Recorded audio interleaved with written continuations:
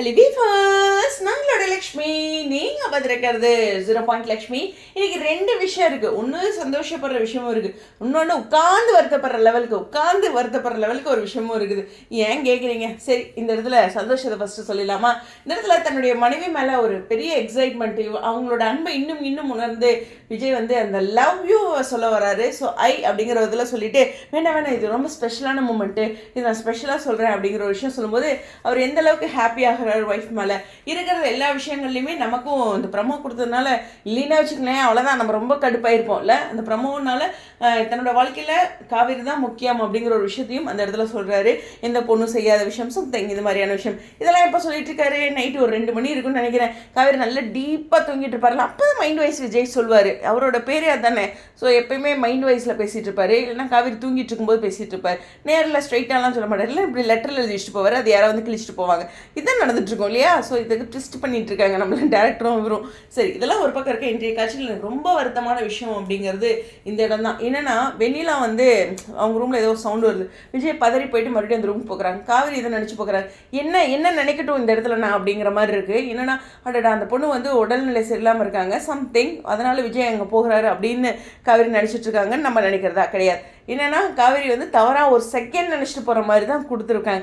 எதுக்கு விஜய் இப்படி நீங்கள் தவறாக காட்டிகிட்டு இருக்கீங்க? வி ஆர் விக்கா ஃபேன்ஸ். விஜயும் காவேரியும் நாங்கள் ஒரு இடத்துல கூட தவறாக நினைக்க மாட்டோம். நாங்கள் என்ன தவறாக நினைக்கிறோம் அப்படின்னா, இதனால் காவேரி ஏதாவது தவறாக புரிஞ்சுட்டு போயிடுவாங்களோ. ஃபார் எக்ஸாம்பிள் ஃபர்ஸ்ட் லவ் அவர் பெருசாக நினைப்பாரோ அப்படின்ட்டு கேரக்டர் இல்லை. ஸோ இந்த இடத்துல கேரக்டரை தவறாக காட்டுற மாதிரி, கேரக்டரை பற்றியும் பேசிகிட்டு இருக்க மாதிரி கொண்டு வரது ரொம்ப வருத்தமாக இருக்குது. ஏன்னா அந்த ஒரு பாயிண்ட்டு தான் வந்து காவேரியோட அம்மாவும் வைக்கிறாங்க.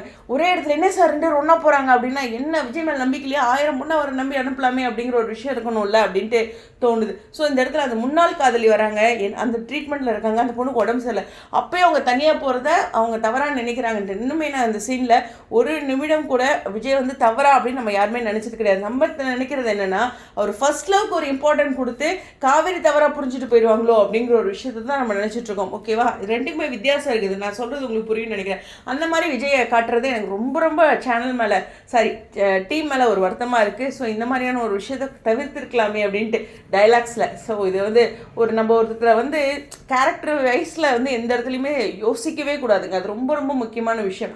அதுவும் ரொம்ப நல்ல மனிதர்கள் அப்படிங்கிறது இருக்குது. ஸோ அந்த இடம் எனக்கு ரொம்ப ஹர்ட் ஆச்சு. அதனால் இன்றைக்கி எபிசோடில் எல்லா டைலாக்ஸும் மண்டையில் ஏறவே இல்லை. என்ன பண்ணிகிட்டு இருக்காங்க, விஜய் ஏன் இப்படி சித்தரிக்கிறாங்க அப்படிங்கிற மாதிரி இருந்தது. விஜய் பண்ணுறது அப்படிங்கிறது என்னென்னா ரொம்ப தெளிவாக ஒரு லெட்டரில் சொல்லிட்டாரு. அதெல்லாம் நமக்கு அப்படியே எப்படி சொல்கிறது, இந்த சீனெல்லாம் முடிஞ்சு ஒரு 10 ஹார்லிக்ஸ் குடிச்ச மாதிரி இருக்குது.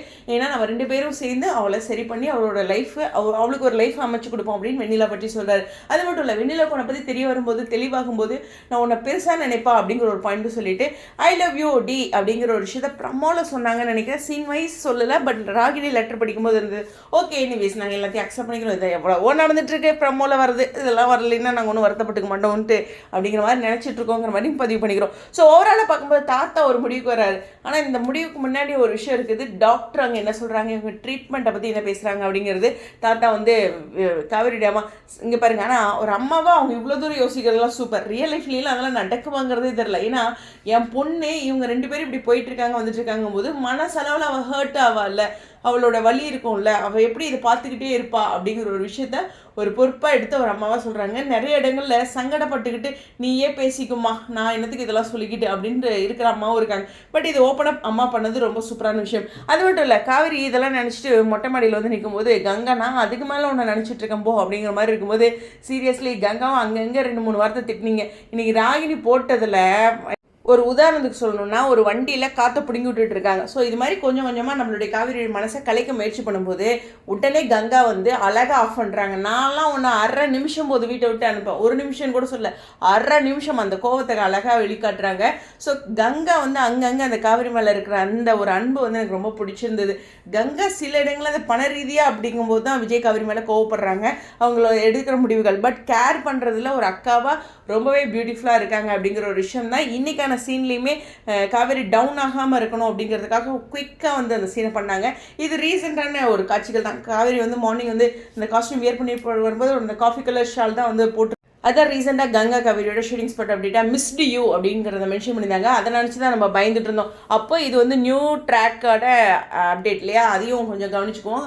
இப்போ எடுத்துகிட்டு இருக்க சீன்ஸ் இப்போ ஃப்ரெஷ்ஷாக கிடச்சிட்ருக்கு அப்படிங்கிறது ஆட்டேங்கப்பா என்ன ஒரு கண்டுபிடிப்பு மைண்ட் வைஸ் புரிஞ்சிருச்சு. ஸோ ஓவராலாக பார்க்கும்போது விஜயை டார்கெட் பண்ணி சில விஷயங்கள் கேரக்டர் ரிலேட்டடாக யோசிக்கிறது மட்டும் ஹர்ட் ஆனாலும் ஐ லவ் யூடி சொன்னது அப்படின்னு எக்கச்சக்கமான பாசிட்டிவ் விஷயங்களும் இருக்குது. அதுலேயும் அவர் ட்ரீட்மெண்ட் வந்து சரியாயிட்டு வரட்டும், அவளுக்கு ஒரு நல்ல லைஃப் அமைச்சு கொடுக்கலாம் அப்படிங்கிற விஜயோட முடிவு அப்படின்னு ஒரு கிளாப் பண்ணுற லெவலுக்கும் இருக்குது. எனிவேஸ் உங்களுடைய கருத்துக்களும் கீழே இருக்கும் நம்பிக்கையோட இந்த வீடியோவில் விடைபெறேன். அடுத்து ஒரு இம்பார்ட்டண்டான ஷூட்டிங் ஸ்பாட் அப்டேட் தொடர்ந்து போடுறேன். ஓகேவா, ஸ்டேடியம்.